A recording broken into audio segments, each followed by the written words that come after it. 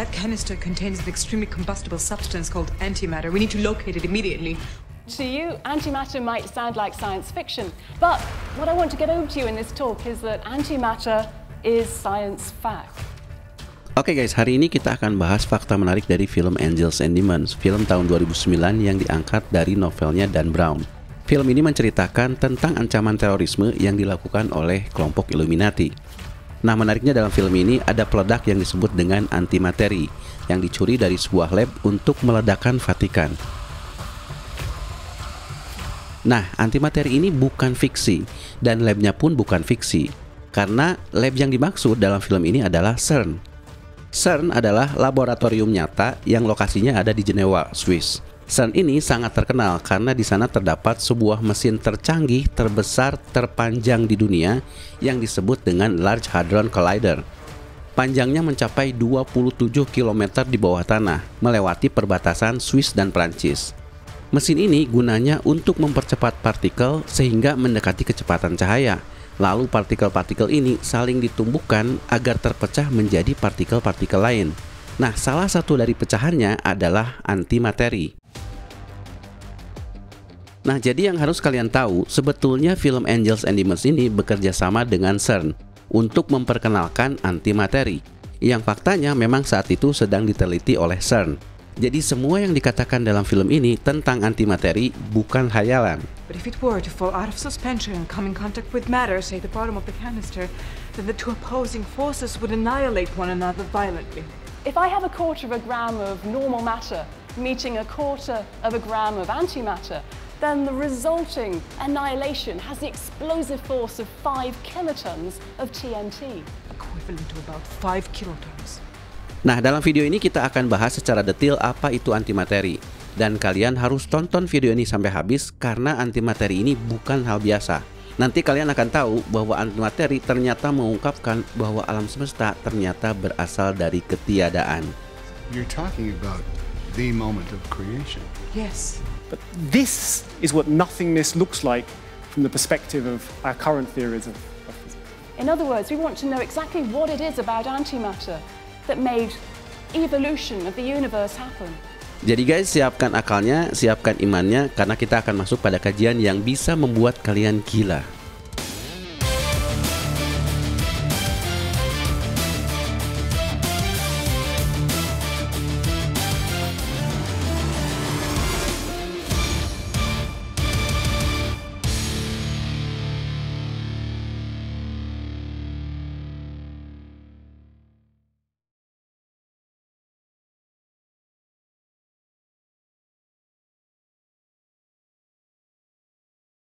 The Illuminati were a secret society dedicated to scientific truth.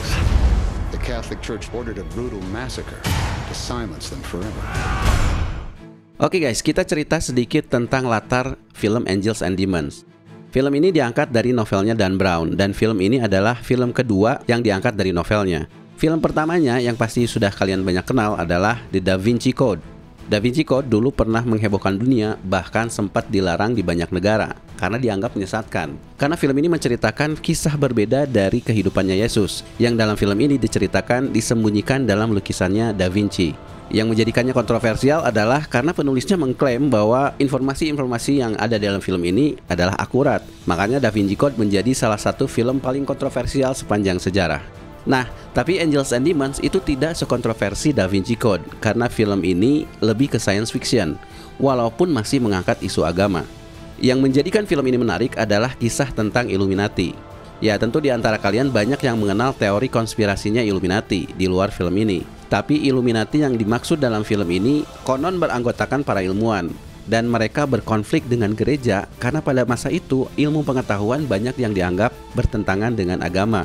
Bahkan dalam film ini diceritakan bahwa Galileo adalah anggota Illuminati yang pernah dihukum gara-gara menyebutkan bahwa bumi bukanlah pusat alam semesta. It said the earth was not the center of some universe with heaven above, hell below, as the church had said it was. So they forced him to recant in the second book. Nah, di Angels and Demons diceritakan bahwa kelompok Illuminati ini bangkit kembali untuk membalas dendam terhadap Vatikan. Mereka menculik 4 orang paus dan akan membunuhnya setiap 1 jam. Dan puncaknya pada tengah malam, kota Vatikan akan diledakkan menggunakan antimateri yang dicuri dari CERN. We will break Aphrodite and sacrifice them on the altars of science. Then bring your church down upon you. Nah sekarang perhatikan guys, ada 3 fakta menarik dalam film ini yang berkaitan dengan fakta nyata dari antimateri. Pertama, Angels and Demons sama dengan materi dan antimateri. Film ini judulnya Angels and Demons, Malaikat dan Iblis. Nah mungkin kalian gak sadar bahwa judul ini diambil selain untuk menunjukkan konflik antara kebenaran dan kejahatan, Angels and Demons juga sebenarnya menjadi simbol dari materi dan antimateri. Karena materi dan antimateri dalam fisika itu 2 hal yang berlawanan. Nanti kalian paham setelah kita bahas secara detail. Tapi yang pasti kalau materi dan antimateri ini bertemu, mereka akan saling menghancurkan atau saling memusnahkan. Makanya dalam film ini dijelaskan bahwa tabung antimateri yang dicuri itu harus segera ditemukan sebelum baterainya habis. Karena tabung itu menahan supaya antimateri tetap terkurung di dalam, tidak bersentuhan dengan lingkungan sekitarnya. Nah lalu fakta kedua adalah antimateri dan cahaya. Dalam Angels and Demons itu diceritakan bahwa Illuminati artinya yang tercerahkan. Tercerahkan berarti ada hubungannya dengan cahaya. The Illuminati did not become violent until the 17th century. Their name means the enlightened ones. Itulah mengapa kelompok Illuminati ini menggunakan antimateri untuk meledakkan Vatikan. Karena ledakan yang dihasilkan bukan ledakan biasa, tapi ledakan cahaya. Jadi dengan menggunakan antimateri, seolah-olah Vatikan ini akan ditelan oleh cahaya, yang menjadi simbol kemenangan Illuminati. Vatican City will be consumed by light. Nah guys, cahaya yang dimaksud dalam konteks sainsnya ini ada hubungannya dengan rumusnya Einstein E/mc². C di situ artinya cahaya. Nanti kita bahas. Dan fakta yang ketiga, antimateri dan penciptaan alam semesta. Angels and Demons itu pada dasarnya mengangkat isu tentang konflik antara sains dan agama. Illuminati bangkit kembali di film ini karena berniat membalas dendam terhadap Vatikan atas perlakuan buruk gereja terhadap para ilmuwan di masa lalu. Dan mereka berniat membalasnya menggunakan teknologi terkini, yaitu antimateri, supaya seolah sains berada di atas agama. Nah tapi yang menarik, dalam film ini pun diceritakan bahwa penemuan antimateri sebetulnya bisa mendamaikan antara sains dan agama. Karena disebutkan antimateri ini mengungkapkan proses terjadinya alam semesta. His Holiness thought that the discovery could actually scientifically prove the existence of a divine power, begin to bridge the gap between science and religion. Nah ini pun tidak lepas dari fakta aslinya, karena alasan mengapa antimateri ini diteliti oleh para ilmuwan karena memang untuk mengungkap asal-usul terjadinya alam semesta di detik-detik pertama terjadinya Big Bang. Nah supaya kalian lebih paham bagaimana semuanya ini berhubungan, sekarang kita bahas secara detail apa itu antimateri dan sejarahnya.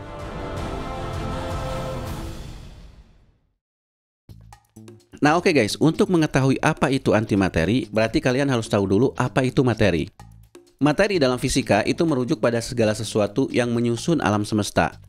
Di sekolah kalian pernah belajar tentang molekul dan atom. Air misalnya tersusun dari molekul-molekul air yang disebut H2O. Disebut H2O karena molekulnya tersusun dari 2 atom hidrogen dan 1 atom oksigen. Nah begitupun dengan benda-benda lain di dunia ini, semuanya tersusun dari atom-atom. Makanya kalian dikenalkan dengan tabel periodik untuk mengetahui unsur-unsur atau nama-nama atom pembentuknya. Nah tapi atom itu sendiri pun tersusun dari hal-hal yang lebih kecil lagi, yaitu yang namanya partikel. Di dalam atom ada 3 jenis partikel, ada proton, neutron, dan elektron. Jumlah dan komposisi ketiga partikel inilah yang membedakan antara atom yang satu dengan atom yang lain. Nah tapi ini pun tidak berhenti sampai di situ guys. Para ilmuwan kemudian menemukan bahwa proton dan neutron pun ternyata tersusun dari partikel yang lebih kecil lagi, yaitu yang namanya quark. Bahkan kalau kalian masuk lebih dalam lagi ke dalam fisika partikel, bahkan kalian akan lebih pusing lagi, karena jenis partikel itu banyak sekali. Ada 17 jenis partikel yang ditemukan di luar yang kalian kenal. Nah tapi poinnya adalah, partikel-partikel inilah yang disebut materi dalam fisika. Intinya mereka adalah material yang menyusun benda-benda, ibarat batu bata dan semen dalam sebuah bangunan. Nah, kalau partikel-partikel ini adalah materi, lalu apa yang disebut dengan antimateri? Nah, soal itu kita harus bahas lebih panjang.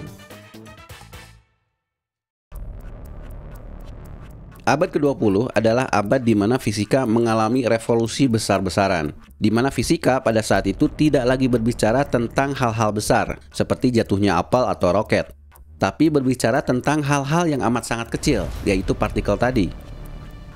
Dan fisika tidak lagi berbicara tentang sesuatu yang lambat, tapi sesuatu yang bergerak sangat-sangat cepat, yaitu kecepatan cahaya. Nah, ada dua teori besar yang pada saat itu dirumuskan yang mengubah fisika secara keseluruhan, yaitu teori kuantum dan teori relativitas khusus Einstein. Kalau kalian paham dua teori ini, kalian akan paham mengapa fisika bisa lari ke hal-hal yang imajinatif, dari mulai perjalanan antar dimensi sampai mesin waktu. Nah, tapi apa hubungannya dua teori ini dengan antimateri? Antimateri adalah akibat dari digabungkannya dua teori ini. Pada awalnya, dua teori ini tidak saling berhubungan karena mereka membicarakan dua hal yang berbeda. Teori kuantum itu berbicara tentang partikel atau objek-objek yang ukurannya sangat kecil, tapi tidak membicarakan seberapa cepat objeknya bergerak. Nah, sedangkan teori relativitas khusus Einstein itu sebaliknya. Dia berbicara tentang objek-objek yang bergerak sangat cepat sampai mencapai kecepatan cahaya, tapi tidak membicarakan ukurannya. Nah, lama-kelamaan para ilmuwan menyadari bahwa dua teori ini harus digabungkan. Mengapa? Pertama, partikel-partikel itu merupakan objek kuantum yang masanya sangat ringan. Bahkan foton yang merupakan partikel cahaya tidak mempunyai massa sama sekali. Nah, karena masanya sangat ringan, maka partikel-partikel ini bisa bergerak dalam range kecepatan cahaya. Dan yang kedua, teori kuantum tidak bisa menjawab mengapa elektron bisa menyerap energi dalam kuantitas tertentu dan bisa mengeluarkannya juga dalam kuantitas tertentu. Sehingga karena itu dia bisa berpindah-pindah lintasan dalam atom. Nah, persoalan dalam teori kuantum ini jawabannya ada di rumusnya Einstein E/mc². Rumus ini berisi 3 huruf yang mewakili 3 hal: energi, massa, dan cahaya. Singkatnya, rumus ini mengatakan bahwa massa atau materi itu bisa berubah menjadi energi yang besarnya dikalikan dengan kecepatan cahaya dikuadratkan. Dan berlaku sebaliknya, energi pun bisa berubah menjadi massa atau materi. Nah, maka rumus ini bisa menjawab proses terjadinya transfer energi di antara objek-objek kuantum. Maka pada tahun 1928, dua teori ini akhirnya berhasil digabungkan oleh seorang fisikawan yang namanya Paul Dirac. Dia menggabungkan rumusnya Einstein E/mc² dengan rumusnya Schrödinger. Hasilnya adalah rumus ini. Sekilas rumus ini kelihatannya simpel, tapi sebetulnya rumus ini sangat-sangat kompleks kalau diturunkan. Nah, tapi yang penting yang harus kalian tahu dari rumus ini adalah ketika Paul Dirac menemukan rumus ini, dia merasa ada yang janggal. Nah, di mana janggalnya? Ilustrasinya begini. Kalau kalian punya persamaan x² sama dengan 4, ada dua kemungkinan nilai x, 2 atau -2. Nah, sama seperti itu, Dirac melihat bahwa rumusnya ini mengharuskan adanya dua jenis energi positif dan energi negatif, yang mana itu bertentangan secara logika.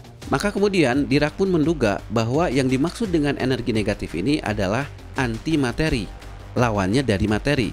Dirac gradually became convinced that the new parts of his equation were describing something that could be thought of as an anti-electron. Jadi kalau ada elektron, maka harus ada anti-elektron. Kalau ada proton, maka harus ada antiproton, dan seterusnya. Nah, apakah antimateri ini betul-betul terbukti ada? Pada tahun 1932, seorang fisikawan bernama Carl Anderson meneliti radiasi sinar kosmik dalam sebuah alat yang disebut cloud chamber. Nah, dia menemukan keanehan. Ada jejak partikel yang sama persis dengan elektron, tapi arahnya berlawanan dan memiliki muatan negatif. Nah, dia menduga bahwa inilah anti-elektron yang disebutkan oleh Dirac. Maka pada saat itu dia menamakannya positron, elektron bermuatan positif. The red trail at the bottom is a positively charged electron. The exact mirror image of the regular negative electron. It's an example of antimatter. Nah guys, mungkin kalian nggak sadar bahwa sebetulnya antimateri ini sudah menjadi teknologi. Di rumah sakit ada yang namanya PET scan, alat yang biasa digunakan untuk mendeteksi kanker. PET ini singkatan dari positron emission tomography. Disebut seperti itu karena alat ini memanfaatkan positron, antimateri dari elektron. Nah, sejak penemuan anti-elektron inilah, maka para ilmuwan mencari antimateri yang lain. Karena kalau ada anti-elektron berarti ada anti-proton, anti-neutron, anti-quark, bahkan nantinya jadi anti-atom. Bahkan kalau diteruskan, ada yang sampai berpikir bahwa jangan-jangan ada anti dari dunia ini. In principle, an anti-electron could form part of an anti-atom, and many anti-atoms could fit together to make an antimatter table, or even an anti-me. Nah guys, mungkin kalian bertanya, Apa sih pentingnya antimateri ini bagi para ilmuwan? Ada hal yang harus kalian tahu, dan ini mungkin akan sedikit mengagetkan. Tadi sudah dibahas bahwa antimateri adalah efek dari penggabungan dua teori, teori kuantum dan teori relativitas khusus Einstein. Nah, penggabungan dua teori ini sebenarnya menghasilkan satu teori baru, yaitu yang namanya quantum field theory, teori medan kuantum. Teori ini sangat-sangat absurd, sangat-sangat halu, dan sangat-sangat gila. Karena teori ini menyimpulkan bahwa elemen paling dasar dari alam ini ternyata bukan partikel, tapi sesuatu yang lebih abstrak. The best theories we have tell us that the fundamental building blocks of nature are not particles, but something much more nebulous and abstract. The fundamental building blocks of nature are fluid-like substances which are spread throughout the entire universe and ripple in strange and interesting ways. Ya, rumit untuk menjelaskannya, tapi konsekuensinya begini. Ini adalah sebuah simulasi komputer dari ruang kosong yang didapat dari teori ini. Ternyata para ilmuwan menemukan bahwa dalam ruang kosong pun atau dalam ruang hampa pun ternyata terdapat aktivitas misterius yang oleh para ilmuwan kemudian disebut fluktuasi kuantum. So even when there's nothing else there, the field is constantly bubbling and fluctuating. These are things that we call quantum vacuum fluctuations. But this is what nothingness looks like from the perspective of our current theories of physics. Nah, apa maksud fluktuasi kuantum ini? Ternyata ini adalah proses penciptaan dan penghancuran materi dan antimateri secara acak. Jadi menurut teori ini, materi itu bisa muncul dari ruang hampa. Dan kemunculan materi ini disertai pasangannya, antimateri. But when you bring relativity and quantum theory together, then you have, for certain, this notion of electron and anti-electron pairs just appearing out of the vacuum. Nah, para ilmuwan menduga inilah juga yang terjadi saat terjadinya Big Bang. Tentunya sains tidak bisa menjawab dari mana alam semesta ini berasal. Tapi sejauh ini mereka bersepakat bahwa alam semesta ini berawal dari fluktuasi kuantum, yang mana itu berarti berasal dari ketiadaan. Lalu terjadi ledakan yang sangat dahsyat yang namanya Big Bang. Nah, di detik-detik pertama terbentuknya alam semesta ini, jumlah materi dan jumlah antimateri itu sama. Tapi kemudian banyak dari mereka yang saling menghancurkan dan berubah menjadi cahaya, sampai akhirnya menyisakan jumlah materi yang lebih banyak dari antimateri. Dan sisa-sisa materi ini kemudian menjadi bintang, menjadi galaksi, planet, dan seterusnya.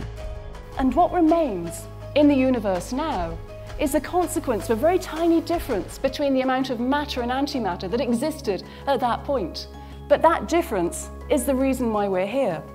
Because if we had the same amount of matter and antimatter, it would all have cancelled each other out, and the universe now would just be full of light. Nah guys, itulah alasannya mengapa mesin raksasa ini dibangun oleh CERN. Mesin ini umumnya disebut dengan akselerator partikel. Tapi mesin ini juga sering dijuluki dengan Big Bang Machine, karena mesin ini mensimulasikan terjadinya Big Bang. Jadi para ilmuwan menganggap bahwa semua materi di alam ini terbentuk saat terjadinya Big Bang. Maka untuk mengetahui detik-detik saat terjadinya Big Bang, atau untuk mengetahui apa susunan materi yang paling awal, maka mereka harus merekonstruksinya menggunakan mesin ini. Caranya adalah dengan mempercepat partikel sehingga kecepatannya mendekati kecepatan cahaya. Lalu partikel ini ditumbuhkan dengan kecepatan tinggi. Nah, saat terjadinya tumbukan inilah, menurut para ilmuwan, itu prosesnya sama seperti terjadinya Big Bang. Dan dengan cara ini kemudian para ilmuwan menemukan partikel-partikel yang lain yang sebelumnya tidak pernah terdeteksi, termasuk menemukan partikel-partikel antimateri. And then we have to somehow, with all the particles that come out of this event, we have to reconstruct them and find if there are new particles that are happening. Nah, tapi sayangnya antimateri ini umurnya sangat-sangat singkat, hanya sepersekian detik, karena mereka langsung menghilang ketika bersentuhan dengan materi yang lain. Itulah mengapa kalian lihat di Angels and Demons, antimateri ini dikurung dalam tabung. Tabung ini menggunakan medan magnet untuk menahan supaya antimateri tidak bersentuhan dengan materi. Nah, yang dilakukan CERN pun faktanya seperti itu. So Alpha is in the business of making antimatter and studying it, making very precise measurements on the atoms of antihydrogen, which we can create here at CERN and trap in our Alpha devices. Nah, pertanyaannya sekarang, apakah antimateri ini bisa menjadi bom? Seperti yang diperlihatkan dalam Angels and Demons. Secara teori, ya. Karena ini sesuai dengan rumusnya Einstein, E mc². C di situ artinya kecepatan cahaya, dan kecepatan cahaya itu besar sekali, sekitar 300.000 km per detik. Dan itu pun harus dikuadratkan. Menurut perhitungan rumus ini, seandainya kita punya 1 gram antimateri dan 1 gram materi, lalu dipertemukan, mereka akan mempunyai daya hancur yang luar biasa besar. If I have 1/4 gram of normal matter meeting 1/4 gram of antimatter, then the resulting annihilation has the explosive force of 5 kilotons of TNT. Nah, tapi guys, itu hampir mustahil terjadi. Mengapa? Karena menciptakan antimateri itu luar biasa sulit. Menurut CERN, mereka hanya bisa menciptakan antimateri 1/1 miliar gram dalam waktu 1 tahun. Artinya membutuhkan 1 miliar tahun hanya untuk mendapatkan 1 gram antimateri. Jadi antimateri dalam jumlah banyak mungkin hanya terjadi dalam Angels and Demons. Nah, itulah guys tentang antimateri. Sebetulnya masih banyak yang bisa diungkap tentang antimateri ini, tapi minimal kalian tahu antimateri itu apa. Selanjutnya kalian bisa langsung ke situsnya CERN karena semuanya dijelaskan di sana. Bahkan ada halaman khusus mengenai sains di balik Angels and Demons. Silakan lihat linknya di deskripsi. Nah, di part selanjutnya kita akan bahas satu hal lagi yang menarik dalam Angels and Demons, yaitu partikel Tuhan. Dulu kita pernah membahasnya sekilas, tapi kali ini kita akan bahas lebih detail. Research. Particle? What we call it isn't important. It's what gives all matter mass, the thing without which we could not exist. Canadian scientists are part of a team that may be one step closer to explaining a fundamental puzzle. They say they have found the Higgs boson, the so-called God particle.